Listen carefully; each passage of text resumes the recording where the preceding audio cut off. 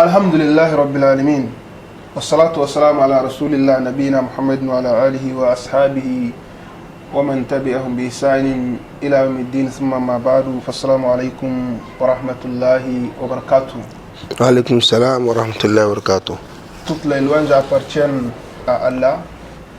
Paix et bénédiction d'Allah sur le prophète Mohammed sallallahu alayhi wa sallam, sur sa noble famille, sur ses compagnons et tous ceux qui suivront leur pas jusqu'au dernier jour. Chers frères et sœurs, nous sommes heureux de vous retrouver dans le 10e numéro de notre émission intitulée Le voyage vers la piété à travers le mois béni du Ramadan.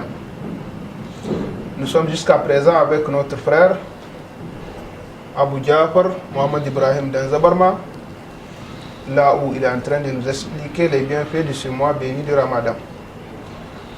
Monsieur Oustaz Abu Jafar, bonne arrivée. Merci. Aujourd'hui, notre thème va concerner quels sont les plus grands péchés de nos jours que les jeûneurs commettent pendant ce mois de Ramadan. أعوذ بالله السميع العليم من الشيطان الرجيم بسم الله الرحمن الرحيم والصلاة والسلام على رسول الله وبعد السلام عليكم ورحمة الله وبركاته. وعليكم السلام ورحمة الله وبركاته. Merci frère Bachir pour une fois de plus cette invitation.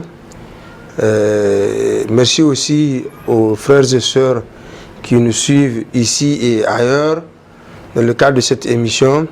Qu'Allah subhanahu wa ta'ala accepte d'eux et de nous tous l'ensemble de nos bonnes œuvres et qu'Allah pardonne nos péchés. Nous sommes toujours dans ce mois béni de Ramadan et ce qui est cherché du musulman, c'est se poser tant de questions pour trouver les réponses afin de profiter pleinement de ce mois béni de Ramadan. La question du jour aujourd'hui, c'est quels sont les grands péchés que les musulmans commettent par ignorance ou par négligence pendant ce mois béni de Ramadan. Et d'abord, avant de répondre à votre question, en tout cas que je trouve très très pertinente, j'aimerais d'abord expliquer aux frères et sœurs ou rappeler aux frères et sœurs pourquoi cette question est importante, en tout cas surtout dans ce mois béni de Ramadan. Et nous avons vu à travers cette émission que le mois béni de Ramadan nous permet d'avoir l'expiation de nos péchés. Et à travers une source coranique, Allah dit si vous évitez les grands péchés qu'on vous a interdits, nous allons vous pardonner les petits. Et nous avons vu aussi qu'une source prophétique déjà a dit sur le prophète dit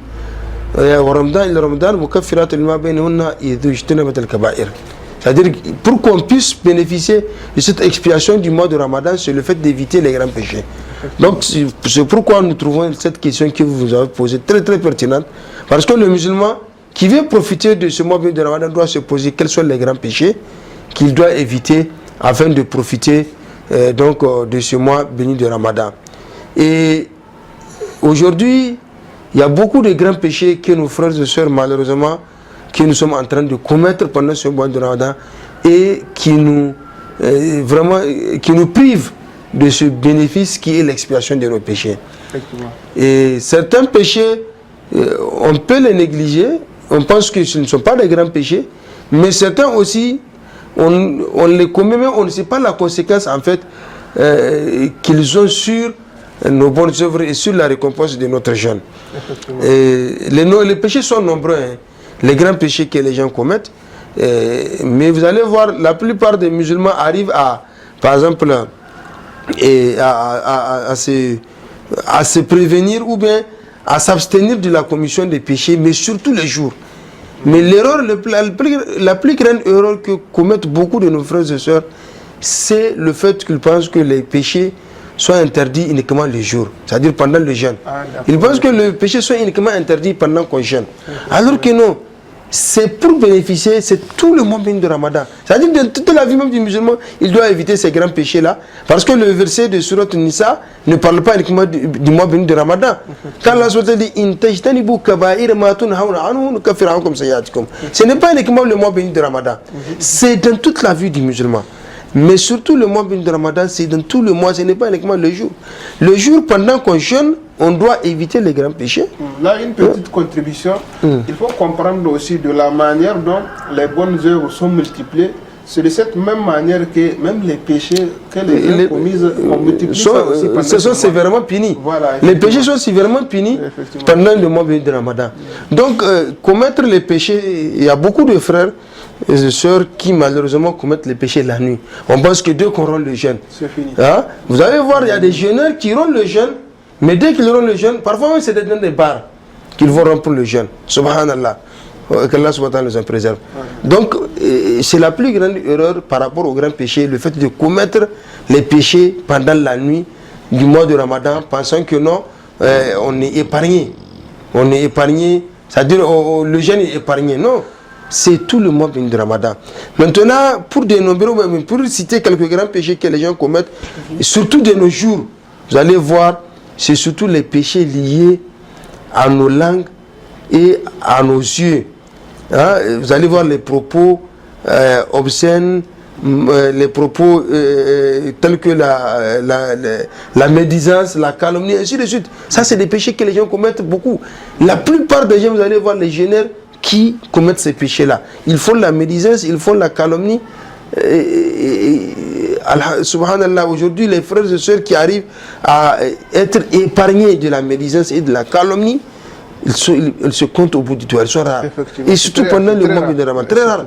Et cela nous prive des récompenses et des bénéfices de ce mois de Ramadan. Parmi les grands péchés que les gens commettent beaucoup aujourd'hui, c'est par exemple la négligence de la prière. Pendant la prière obligatoire, les prières obligatoires pendant les heures prescrites, on les néglige. Parmi les grands péchés, il y a le fait de jeu de hasard, qui est devenu aujourd'hui une monnaie courante. Vous allez voir, aujourd'hui, on ne distingue plus les joueurs d'avant. Avant, c'était, par la plupart des joueurs, c'était des hommes. Ou des personnes âgées. Mais aujourd'hui, vous allez voir, les jeux de hasard, la loterie, ce qu'on appelle l'auto, hein? Je ne sais pas, c'est l'auto Balsa ou l'auto Banza. Oui. Hein? Aujourd'hui, vous allez voir, tout le monde joue. Les femmes mariées, hein? Des jeunes filles, des adolescents, hein? Des vieillards, tout le monde joue à la loterie parce que c'est devenu halal. On pense que c'est halal. Alors que nous savons, Allah subhanahu wa ta'ala, il nous dit à travers Surat al-Maïda, il dit Innama al-khamru wal-maysir wal-ansabu wal-azlamu rijsun min amal al-shaitan fajtanibuhu. Donc, voilà, Allah subhanahu wa ta'ala, il a dit quoi? Les tirages de hasard qu'on fait, c'est-à-dire qui ressemblent un peu au shirk, le fait par exemple de tirer une flèche. Si la flèche là tombe par exemple dans tel endroit, mon voyage est bénéfique, je peux le faire. Si la flèche part dans une autre direction, le voyage ne sera pas bénéfique, je ne vais pas le faire. Donc c'est cette pratique-là qui est comparable au shirk. C'est avec cette pratique-là qu'on a joint le jeu du hasard. Al-Misr. Hein? Allah subhanahu wa ta'ala dit aussi, Satan embellit ça au Satan embellit, c'est ça. Hein? Donc le jeu du hasard aujourd'hui, Allah subhanahu wa ta'ala, il l'a comparé, il l'a cité dans le même verset que le shirk. Donc c'est un grand péché. Et aujourd'hui, les musulmans, la plupart pensent que c'est devenu halal. Et vous allez voir, même pendant ce mois de Ramadan, beaucoup de musulmans qui jouent à ce jeu de hasard-là, à ce loto-là. Subhanallah. Et aussi, parmi les grands péchés que les gens commettent pendant ce mois de Ramadan, c'est la fréquentation vraiment du sexe opposé. Les hommes et les femmes qui se fréquentent dans tous les lieux, dans les marchés, vous allez voir. Hein? Parfois même le jour, hein, les femmes qui fréquentent les marchés, qui causent avec des hommes qui ne sont pas leurs maris. Maintenant, parfois même si par hasard vous passez dans le marché, au lieu que les hommes donnent, les femmes donnent passage aux hommes, c'est toi-même qui te focalise. Il faut que tu faufiles. Elle risque de te cogner. Voilà, il faut que tu faufiles. Voilà. Subhanallah. Aujourd'hui, vous allez voir la mixité dans les marchés, même pendant le mois de Ramadan, en plein jour, vous allez voir les hommes et les femmes qui sont dans les marchés et avec un habillement qui ne répond même pas d'ailleurs aux critères islamiques.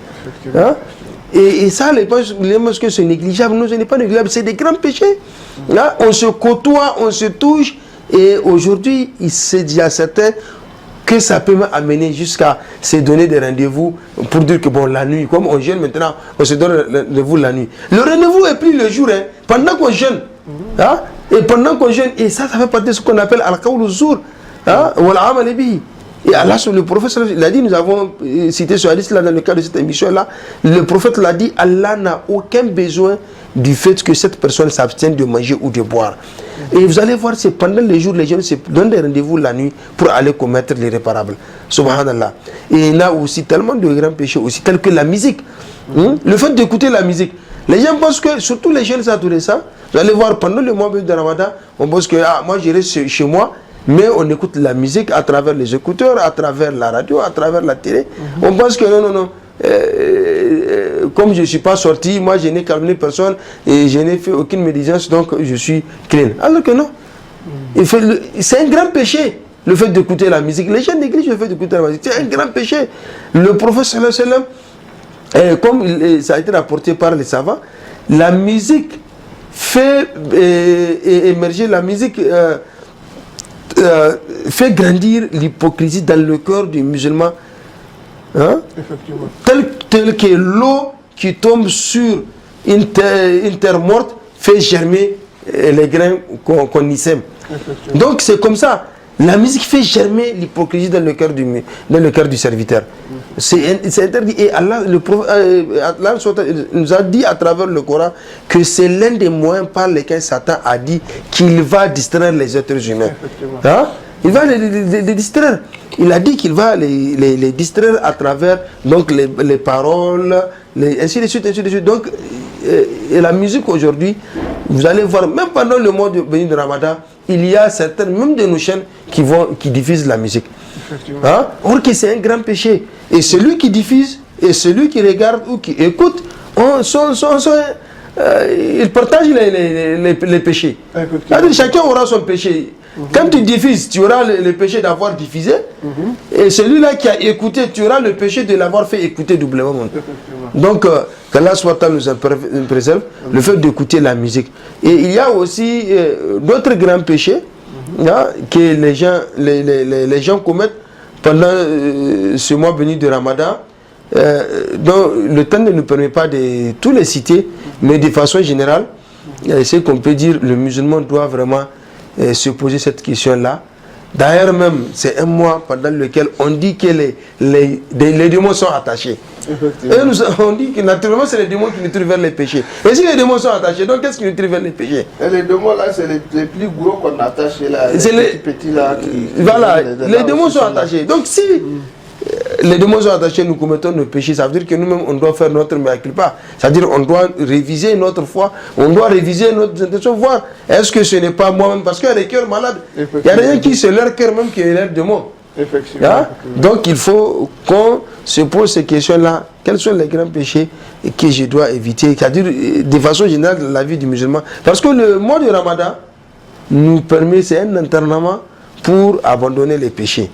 Donc c'est pourquoi Allah il a rattaché l'expiation des péchés à l'abandon des grands péchés, des petits péchés. C'est-à-dire l'expiation des petits péchés à l'abandon des grands péchés, pour que nous nous entraînions à abandonner les grands péchés pendant le mois béni de Ramadan, et à la fin du mois de Ramadan que nous continuons vraiment à adorer Allah subhanahu wa ta'ala et à abandonner tout ce qu'il nous a interdit. Voilà, frère Bachir, si on peut citer quelques grands péchés qui sont très fréquents. Ils ne sont pas les seuls, je vous dis.